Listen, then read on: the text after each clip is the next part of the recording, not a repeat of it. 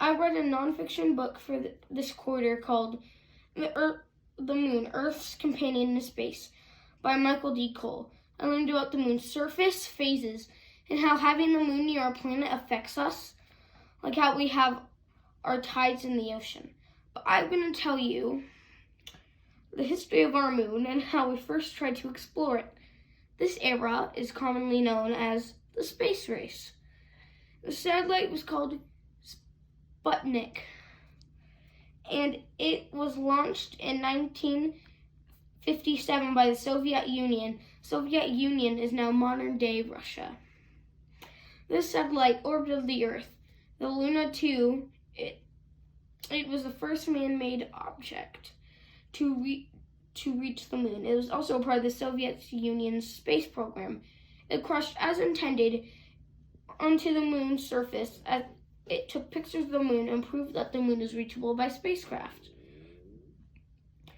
Next, they sent Luna 3, which crashed on the far side of the moon and also took pictures. These pictures of the other side of the moon surprised scientists because the front of the moon is so different from the back of the moon. In America, 1964 and in 1965, joined the space race and launched our own satellites into space to capture high-quality pictures using the Ranger 7, 8, and 9. All of these satellites crashed and were only able to send pictures as it was hurtling to its demise. In 1966, the Soviet Union's Luna 9 was the first spacecraft to make a soft landing on the moon's surface and was able to send back pictures from the surface of the moon. There were many more space experimentation and spacecraft evolutions, all with the intent of getting man to space and onto the moon first. In America, it was Apollo missions.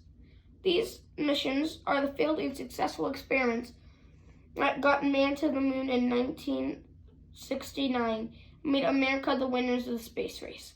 Neil Armstrong was the first man to step foot on the moon.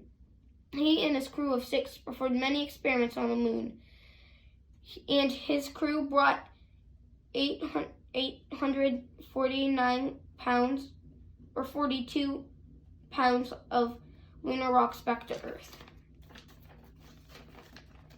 Scientists examined the moon rocks and found they were similar to rocks on Earth.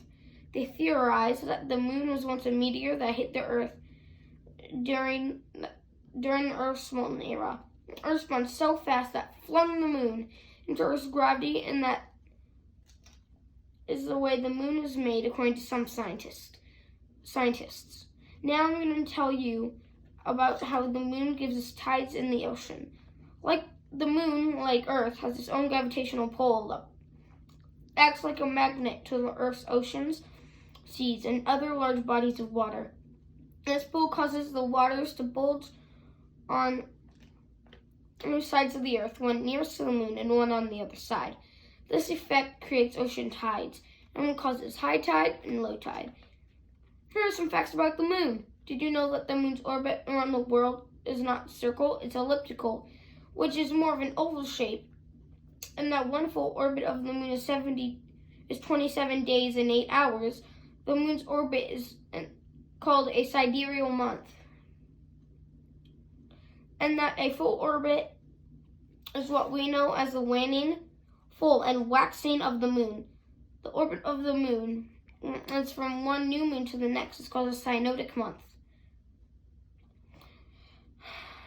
The word month comes from the word moon, and our calendar is based off the 12 complete moon orbits that the moon makes in one Earth year. Did you know that moon dust is so fine you can't get it off your clothes? Unlike beach sand that is rounded by erosion, moon dust has jagged edges and, like burrs, latches onto things like soft cloth. You know that there's no wind on the moon. There's still nothing to disturb the footprints the astronauts made in 1969. They're still there until eventually they'll be covered over by layers of dust. Do you know that the moon's surface is covered in areas called Terra, Maria, and craters? Terra are highlands. Marias are plains, and craters are plains, and craters are like valleys, except they're made by meteor strikes. I learned so much about the moon, our history of trying to explore it, and how it impacts the Earth by reading this book. I would suggest that if you're interested in knowing more about the moon, read this book. Also, this is our model of the moon, and I made it out of paper mache. If you might be able to see, we spray painted it. And if you can't see, there's some of the paper is coming loose. But I'm proud of it, and we worked hard. Thank you for listening.